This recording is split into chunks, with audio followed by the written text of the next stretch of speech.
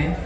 I find that if you hit the sodium hard, when you feel those cramps going on and get the hydration going, a lot of times they will back off and they will subside, okay? Sometimes athletes have to do a gentle stretch. Don't start doing plyometric bouncing, stretching or anything like that, but just a gentle stretch and not too far, just to lengthen the muscle out and let it release.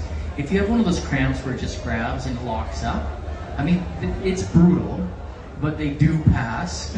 Sometimes you just have to like stop and sit down or lie down and just like let it pass and then try and stretch it out.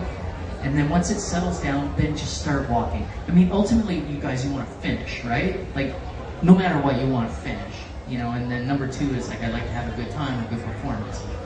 Okay. Generally speaking, you know, walking is faster than standing still, and running is faster than walking.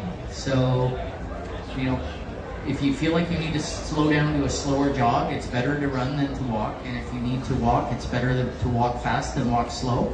And if you need to, you know, stop, then try and stop and manage it. The other thing okay, and then we'll talk about stomach cramps as well too. So often you get like upset stomach or stomach cramps or GI. There's a couple of things. Swimming in the salt water, okay? You might ingest a bunch of the ocean. You know, everybody does a bit. So here's one little key for you.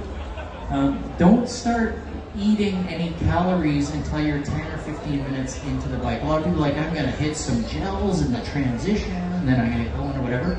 The best thing to do is actually drink water for about the first 10 minutes of the bike, okay? Until your heart rate goes down. Because you know when you start the bike, your heart rate goes up and then it gradually comes